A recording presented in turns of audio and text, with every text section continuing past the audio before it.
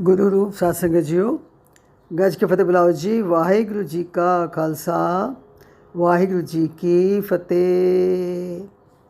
अज मैं जिस विषय ते तुहाडे नाल विचार साझे करना चाह रही हाँ वो पहले तो तुहानूं लगेगा कि फजूल जिहा विषय जिहड़ा है वो अज दा चुनिया और अज दा टॉपिक जिहड़ा है वो है इतिहासिक गुरुद्वारे। सो सब नूं ये लगेगा कि इहदे च किहड़ी नवीं गल है। ਅਸੀਂ ਸਾਰੇ ਗੁਰਦੁਆਰਿਆਂ ਦੇ ਦਰਸ਼ਨ ਕਰਦੇ ਹਾਂ, ਅਸੀਂ ਜਾਂਦੇ ਹਾਂ और क्या ਸਾਨੂੰ पता नहीं है कि गुरुद्वारे किवें जाना है या गुरुद्वारे जा की देखना है। लेकिन इस वक्त डिटेल में अगर स्टडी किया जाए तो इस टॉपिक नूं डिस्कस करना बहुत बहुत ज़रूरी है। सब तो पहली गल कि गुरुद्वारा असीं कहंदे किहनूं आ।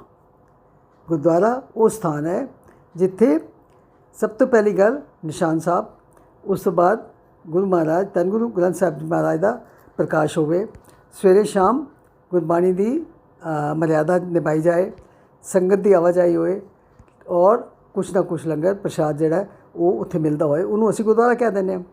सो इस तरह के गुरुद्वारे जे असीं दिल्ली की गल कर लईए तो शायद हज़ारां की तादाद विच होणगे। दिल्ली विच हर ब्लॉक विच, हर मुहल्ले विच, हर कॉलोनी गुरुद्वारे, कुछ सिंह सभा गुरुद्वारे, कुछ किसी होर संस्थावां दे नाम ते गुरुद्वारे ने, कुछ संतां महापुरुषां दे डेरे भी उन्होंने भी असीं गुरुद्वारे ही कह देने।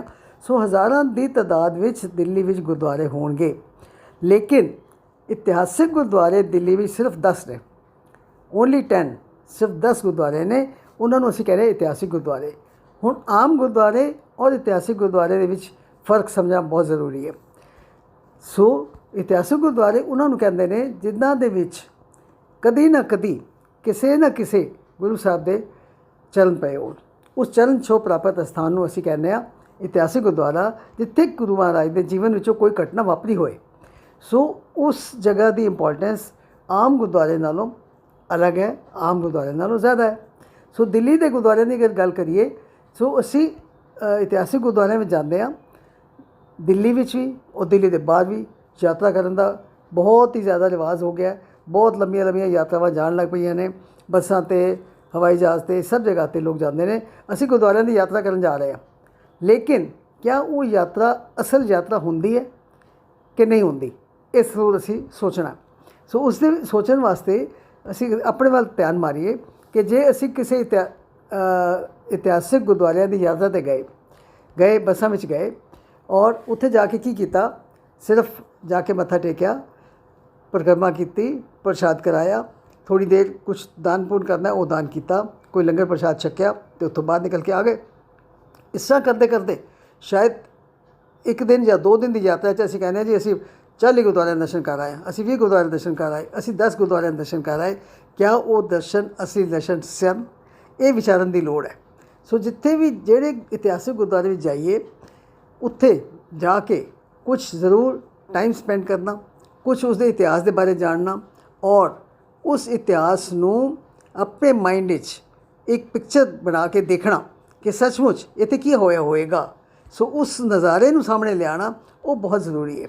सो इत्थे अगर दिल्ली की असीं गल कर लईए तो दिल्ली के गुरुद्वारे ने मैं 2-4 गुरुद्वारियां दे बारे तुहाडे नाल मैं जरूर विचार साझे करना चाहांगी जिथे असीं जांदे हां, लेकिन क्या सानूं उहदे बारे कुछ पता भी है कि सिर्फ असीं जाके मत्था टेक के आ जांदे हां।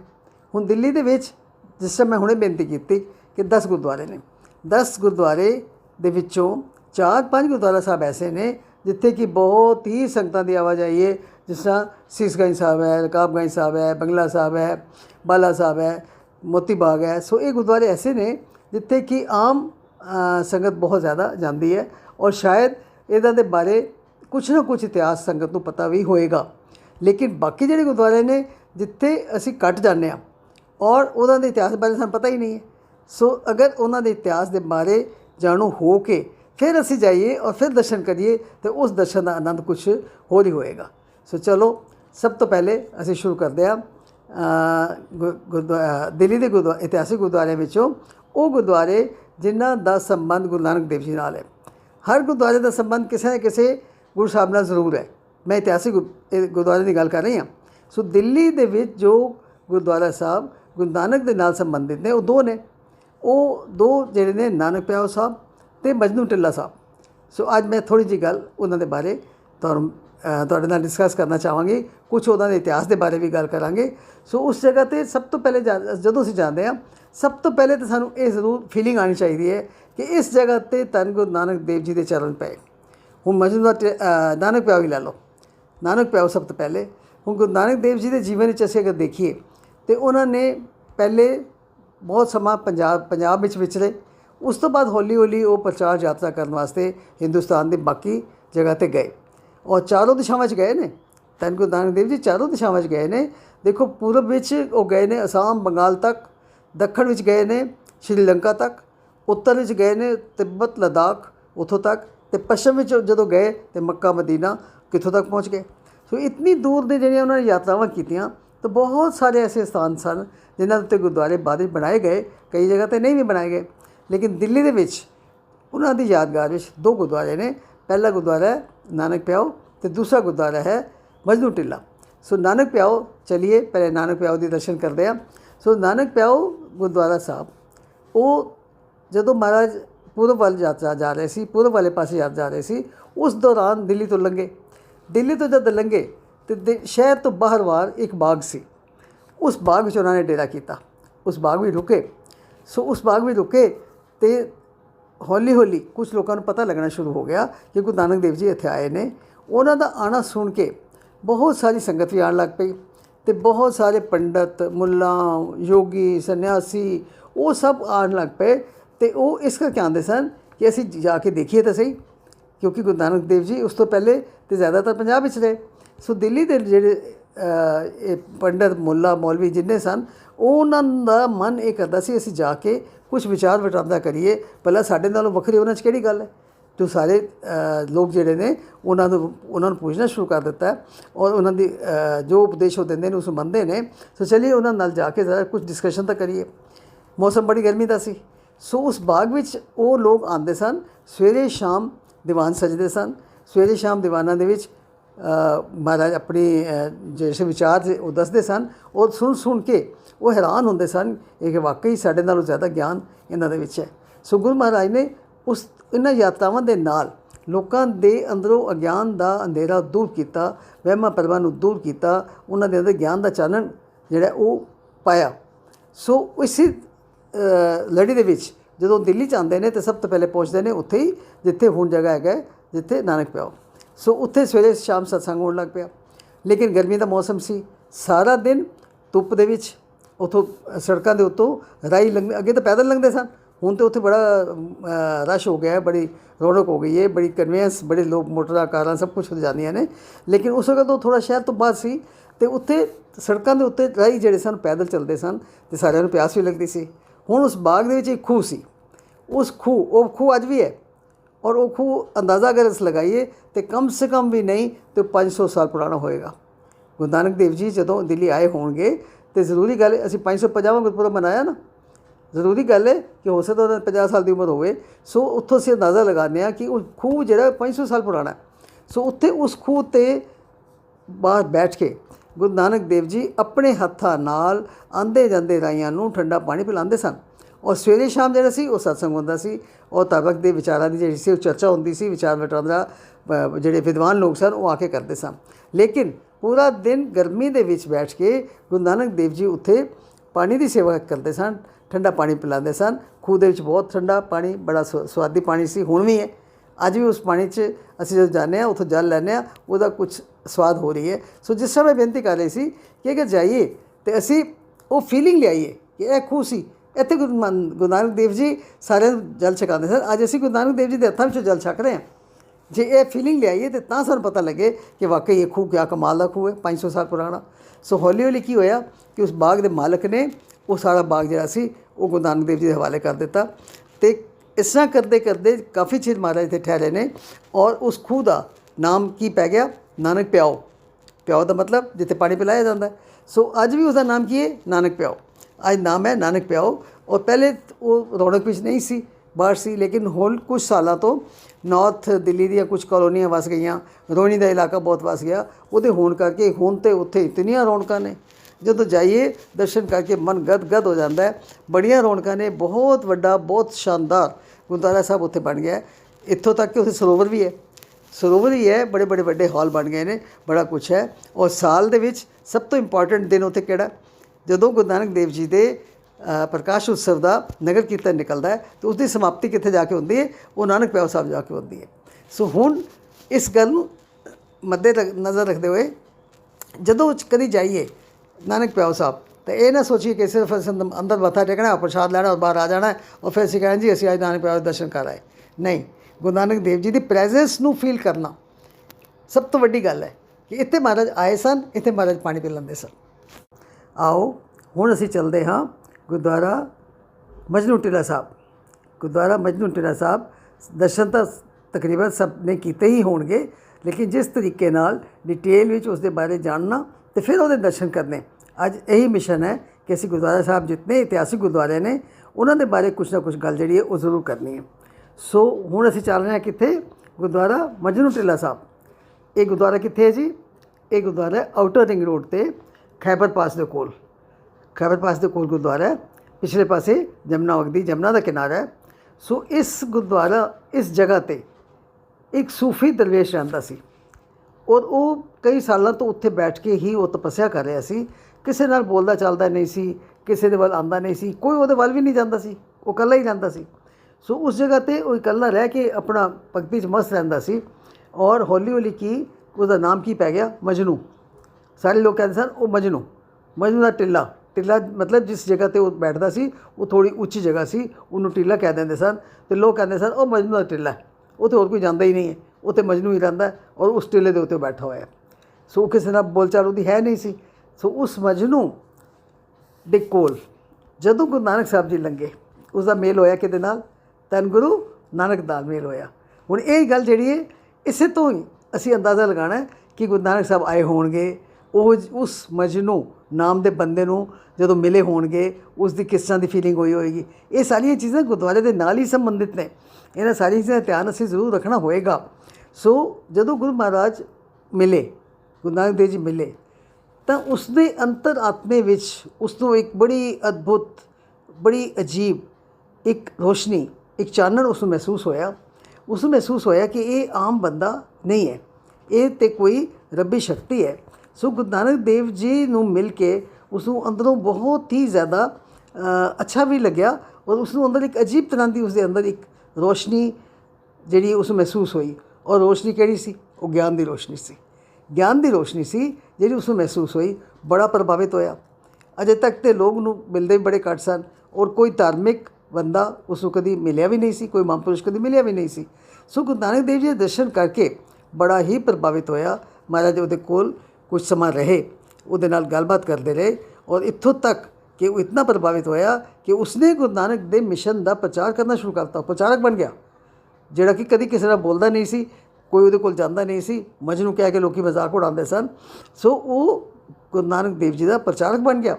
ਉਹ ਗੁਰੂ ਨਾਨਕ ਦੇਵ ਦੀ ਵਿਚਾਰਧਾਰਾ ਨੂੰ ਅੱਗੇ ਲੋਕਾਂ ਤੱਕ ਉਹ ਪਹੁੰਚਾਉਣ ਲੱਗ ਪਿਆ ਅਤੇ ਆਪਣੀ ਖਾਨਗਾਹ ਜਿੱਥੇ ਰਹਿੰਦਾ ਸੀ ਉਹ ਉਸਨੇ ਗੁਰੂ ਨਾਨਕ ਦੇਵ ਜੀ ਨੂੰ ਦੇ ਦਿੱਤੀ ਔਰ ਕਿਹਾ ਇਹ ਹੁਣ ਤੁਹਾਡਾ, ਇਹ ਜਗ੍ਹਾ ਜਿਹੜੀ ਹੈ ਇਹ ਹੁਣ ਤੁਹਾਡੀ ਹੈ, ਉਹ ਦੇ ਦਿੱਤਾ। ਖੈਰ ਉਸ ਜਗ੍ਹਾ ਉਸ ਦਾ ਨਾਮ ਮਜਨੂ ਦਾ ਟਿੱਲਾ ਪਹਿਲੇ ਵੀ ਸੀ, ਲੇਕਿਨ ਹੁਣ ਹੌਲੀ ਹੌਲੀ ਪ੍ਰਸਿੱਧ ਹੋ ਗਿਆ ਕਿ ਮਜਨੂ ਦੇ ਟਿੱਲੇ 'ਤੇ ਆ ਕੇ ਗੁਰੂ ਨਾਨਕ ਦੇਵ ਸਾਹਿਬ ਮਹਾਰਾਜ ਉੱਥੇ ਬੈਠੇ ਨੇ, ਉੱਥੇ ਬਿਰਾਜਮਾਨ ਹੋਏ ਨੇ। ਉਹ ਹੌਲੀ ਹੌਲੀ ਮਸ਼ਹੂਰ ਹੋਣਾ ਸ਼ੁਰੂ ਹੋ ਗਿਆ। ਔਰ ਉਸ ਤੋਂ ਬਾਅਦ ਕੀ ਸੀ, ਗੁਰੂ ਨਾਨਕ ਦੇਵ ਜੀ ਤੇ ਅੱਗੇ ਚਲੇ ਗਏ ਆਪਣੇ ਪ੍ਰਚਾਰ ਦੌਰੇ 'ਤੇ। ਜਿੱਥੇ ਉਹਨਾਂ ਨੇ ਜਾਣਾ ਸੀ ਪੂਰਬ ਵਾਲੇ ਪਾਸੇ ਜਾ ਰਹੇ ਸਨ, ਉਹ 'ਤੇ ਅੱਗੇ ਚਲੇ ਗਏ। ਪਰ ਉਸ ਜਗ੍ਹਾ 'ਤੇ ਜਿਹੜਾ ਸੀ ਉਹ ਸਤਸੰਗ ਚਾਲੂ ਹੋ ਗਿਆ ਔਰ ਉੱਥੇ ਹੀ ਗੁਰਬਾਣੀ ਦਾ, ਗੁਰੂ ਨਾਨਕ ਦੇਵ ਜੀ ਦੇ ਵਿਚਾਰਾਂ ਦੀ ਗੱਲਬਾਤ ਜਿਹੜੀ ਸੀ ਉਹ ਚੱਲਣ ਲੱਗ ਪਈ। ਉਹ ਧਾਰਮਿਕ ਸਥਾਨ ਬਣ ਗਿਆ। ਮਜਨੂ ਦਾ ਟਿੱਲਾ ਜਿੱਥੇ ਪਹਿਲੇ ਕੋਈ ਜਾਂਦਾ ਨਹੀਂ ਸੀ ਉਹ ਬਣ ਗਿਆ। ਖੈਰ ਕਈ 100 ਸਾਲਾਂ ਦੇ ਬਾਅਦ, ਬਹੁਤ ਲੰਬੇ ਸਮੇਂ ਤੋਂ ਬਾਅਦ ਕੀ ਹੋਇਆ, ਉਹ ਸਮਾਂ ਆਇਆ ਜਦੋਂ ਗੁਰੂ ਅਰਜਨ ਦੇਵ ਜੀ ਦੀ ਸ਼ਹੀਦੀ ਹੋਈ। ਔਰ ਜਦੋਂ ਗੁਰੂ ਅਰਜਨ ਦੇਵ ਜੀ ਦੀ ਸ਼ਹੀਦੀ ਹੋਈ ਗੁਰਪੁਰਬ ਅਸੀਂ ਮਨਾਉਂਦੇ ਹਾਂ, ਅਤੇ ਉਦੋਂ ਅਸੀਂ ਜ਼ਰੂਰ ਇਸ ਗੱਲ ਦੀ ਅਸੀਂ ਡਿਸਕਸ਼ਨ ਕਰਦੇ ਹਾਂ ਕਿ ਉਹਨਾਂ ਦੀ ਸ਼ਹੀਦੀ ਦੇ ਬਹੁਤ ਸਾਰੇ ਕਾਰਨ ਸਨ।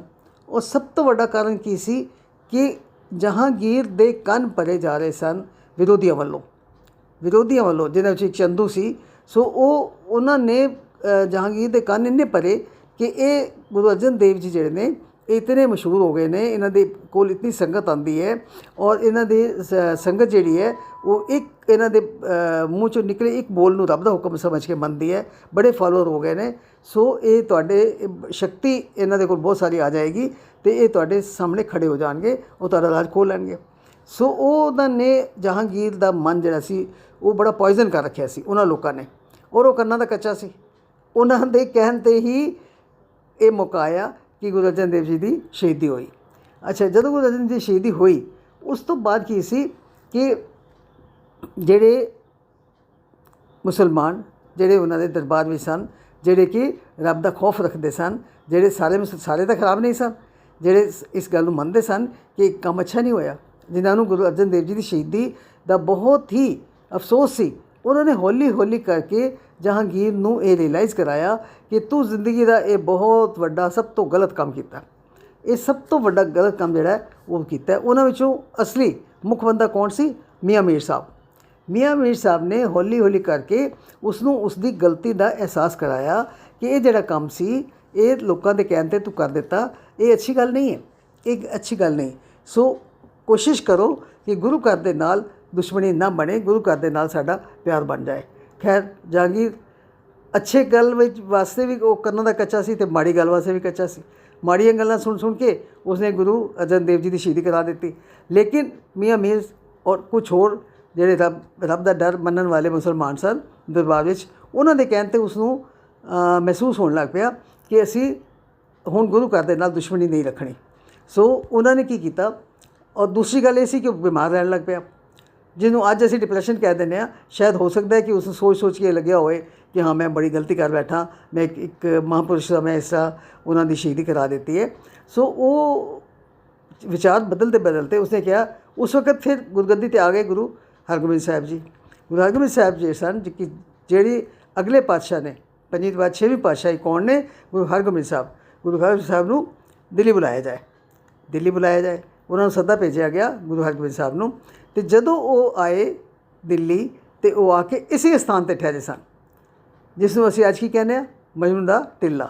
इत्थे आके वो ठहरे, वो लाल किले नहीं गए क्योंकि जहांगीर दा शर्त ये सी कि बीमार है। उस हकीमां ने कह रखिया सी कि हुण सिखां दे गुरु जिहड़े ने वो तुहाडे वास्ते कोई पाठ पूजा करन ते तुहाडी बीमारी जिहड़ी वो ठीक हो जाएगी। सो वो गुरु महाराज ने ते मना कर दिता। इस तरह की जबरदस्ती की पाठ पूजा तो असीं कर ही नहीं सकते, असीं नहीं करना, ये काम नहीं करना। सो इत्थे इसी जगह पर ठहरे हुए सन, लाल किले वो नहीं गए सन। उन्होंने मना कर दिता सी, इस करके लाल किले जाने की नौबत ही नहीं आई। और जिहड़े दोखी सन, जिहड़े विरोधी सन, उन्होंने फिर मौका मिल गया। उन्होंने फिर दोबारा जहांगीर कहा कि देख लो, इन्होंने तुहाडा कहना ही नहीं मन्निया, इन्हें तुहाडे कहने च आए ही नहीं, इन्होंने सज़ा मिलनी चाहिए। और देखो उन्होंने कहण ते फिर की होया कि गुरु हरगोबिंद साहब महाराज नूं कित्थे भेज दिता गया? ग्वालियर के किले कैद कर दिता गया। और फिर समा पा के जदों फिर उन्हों की रिहाई हुई, मैं उस पासे ना जावां, वो अलग साखी है। जदों उत्थों रिहा के हो के आए सन, 52 राजियां नूं नाल आज़ाद करा के लियाए सन, तो वापस जदों आए सन तो वो आके फिर इत्थे ही ठहरे सन, मजनू दे टिल्ले ही आके ठहरे सन। और इत्थे ठहरन दे समय ही जहांगीर दा हुक्म नाल जिहड़े जिन्हां ने शहीदियां दे विच गुरु अर्जन देव जी शहीदी विच जिन्हां दा हत्थ सी, या जिहड़े गुरु घर दे दोखी सन, चंदू सी या होर भी जिहड़े सन, उन्हां नूं सज़ावां दित्तियां गईयां। इस इत्थे जदों हरगोबिंद साहब ठहरे हुए सन उस दौरान ही उन्हां नूं सख्त सज़ावां दित्तियां गईयां। चंदू नूं ते सड़कां दे उत्ते गलियां दे विचों घसीट के उस मारिया गया सी। सो खैर, सो इस स्थान की इंपॉर्टेंस देखो। पहले गुरु नानक देव जी आए, फिर इत्थे आए कौन? गुरु हरगोबिंद साहब महाराज आए। वो इस जगह पर ठहरे सन। तो वापसी ते जदों ग्वालियर तो वापस होके आए फिर इसी जगह के उत्ते आके ठहरे। तो इस तो बाद कुछ समा पा के फिर जदों गुरु हर राय साहब जी का समा आया तो फिर दिल्ली बुलाया गया कि हाँ तुसी आओ, साडे नाल गल करो, तुसी की चाहते हो, असीं हुण तुहाडे नाल दोस्ती करना चाहते हैं। सो गुरु महाराज ने तो मना कर दिता कि मेरे गुरु दादा जी ने मैनू तो मना किया सी कि दिल्ली नहीं जाना, मैं नहीं आना। लेकिन संगत के कहण ते उन्होंने अपने वड्डे सपुत्र नूं बाबा राम राय नूं दिल्ली भेजिया सी। सो जदों बाबा राम राय जी दिल्ली आए सन तो वो आके भी इस स्थान पर ठहरे सन, इस मजनू टिल्ले वाली जगह पर ठहरे सन। सो इत्थे ही इत्थों हौली हौली उसने इंप्रैस करके उसने खुशामद करके तो बलराम राय नूं अपने दरबार में लै गया सी जहांगीर। खैर अगे चलीए। फिर इस तो बाद समा आया गुरु गोबिंद सिंह जी तो बाद भी जदों बाबा बघेल सिंह जी ने दिल्ली उत्ते हमला किया, बाबा बघेल सिंह ने दिल्ली ते हमला किया, दिल्ली ते उन्होंने कब्जा किया, तो उदों जदों पंजाब तो आ रहे सन उन्होंने नाल उन्होंने सैना सी ते वो सैना समेत आके इसी जगह ते ठहरे सन। वो किहड़ी जगह सी? मजनू टिला, मजनू टिले ही आके ठहरे सन। और देखो कि इस जगह के नाल कितना वड्डा इतिहास जुड़िया होया। पर ये बिल्कुल दिल्लियों शहर तो बाहर सी, जमुना के किनारे सी, बड़ी इगनोर्ड जी जगह सी। इस जगह के उत्ते ज़्यादा संगत जाती भी नहीं सी, सो इस दे बारे इतिहास का भी लोगों को पता नहीं सी। हुण हौली हौली करके उत्थे संगतां दा आवाजाई जिहड़ी है वो बहुत वध गई है, क्योंकि उसनूं हुण एक बड़ी इंपॉर्टेंट चीज़ वास्ते वो नाम दे दिता गया है, अस्थियां प्रवाह करने वास्ते। लोग हरिद्वार जाते सन, सो वो हुण दिल्ली दे विच जदों कोई प्राणी चलाना कर जाता है, ਉਹਦੇ संस्कार तो बाद उसदियां अस्थियां जिहड़ियां ने वो जल प्रवाह करनियां होंदियां ने, ਉਹਦੇ वास्ते मजनू टिले विच जगह बना दी गई है। सो हौली हौली कुछ शहर दे विच भी आ गया, कुछ ये है कि ट्रांसपोर्ट की प्रॉब्लम नहीं, लोग जान लग पे ने, उत्थे संगत भी जान लग पई। उतनी संगत तो नहीं जाती, लेकिन फिर भी पहले तो बिल्कुल बहुत जिस तरह मजनू के टाइम ते सी, बड़े कई 100 साल तक वो इसे तरह ही रहा, लोनली जगह, इगनोर्ड जिहा गुरुद्वारा। लेकिन हुण हौली हौली की है कि बड़िया उत्थे रौनक होने लग पईयां ने, और उत्थे दर्शन करन जाओ मजबूरी विच ते वो लोग जाते हैं जिहड़े अस्थियां प्रवाह करन जाते हैं। तो वैसे भी कदी ना कदी हर इतिहासिक गुरुद्वारे कदी ना कदी दर्शन करन जरूर जाना चाहिए, कदी ना कदी साल दे विच। और मैं कोशिश करांगी कि अगे गुरपुरब आ रहे हैं, तो ਜਿਹੜੇ ਜਿਹੜੇ गुरु महाराज ਦੇ गुरपुरब आते हैं ਅਸੀਂ ਉਹਨਾਂ ਦੇ इतिहास ਨੂੰ वाचते हैं, ਉਹਨਾਂ ਦੇ इतिहास ਦੁਬਾਰਾ याद करते हैं। हर साल वही गुरपुरब आते हैं, वही गल्लां ਹੁੰਦੀਆਂ ਨੇ, लेकिन फिर भी क्योंकि साडी लोगों की मत थोड़ी है, ਅਸੀਂ भुल जाते हैं, सो बार बार उन्होंने ਅਸੀਂ याद करते हैं। सो उस दे नाल ਅਸੀਂ ਇਹ भी विचार करांगे कि ਕਿਹੜੇ गुरु साहब का गुरपुरब आया और उन्होंने दे संबंधित दिल्ली गुरुद्वारा ਕਿਹੜਾ है। जिस तरह अज असीं दो गुरुद्वारिਆਂ की गल की, गुरु नानक देव जी के नाल संबंधित सन, गुरु तेग बहादुर जी के संबंधित नाल गुरुद्वारे भी दिल्ली है ने, गुरु गोबिंद सिंह जी महाराज के संबंधित जोड़े ने वो भी गुरुद्वारे ने। सो समा पा के हौली हौली करके कोशिश करांगे कि हर गुरुद्वारे का थोड़ी डिटेल में विचार की जाए, ताकि जदों असीं जाइए तो सानू गुरु महाराज के प्रतख दर्शन हो। दर्शन तां ही होणगे जे असीं उहदा इतिहास सुणांगे, पढ़ांगे, वाचांगे और उसनूं अपनी इमेजिनेशन में लियावांगे, फिर सानू लगेगा कि असीं गुरु महाराज के दर्शन कर रहे हैं। सो ये मेरी छोटी जी एक निमाणी जी कोशिश सी कि असीं गुरुद्वारिਆਂ के बारे थोड़ा डिटेल कुछ ना कुछ विचार वटांदरा करिए। हो सकता है कि संगत को लग्या होएगा कि टॉपिक जिहड़ा अज वाला बड़ा कोई इंपॉर्टेंट नहीं सी, लेकिन फिर भी तुच्छ बुद्धि अनुसार जिन्नी मैं गल कर पाई, मेरियां भुलां गलतियां नूं क्षमा कर देना जी। समा इत्थे ही समाप्त है। वाहिगुरू जी का खालसा, वाहिगुरू जी की फतेह।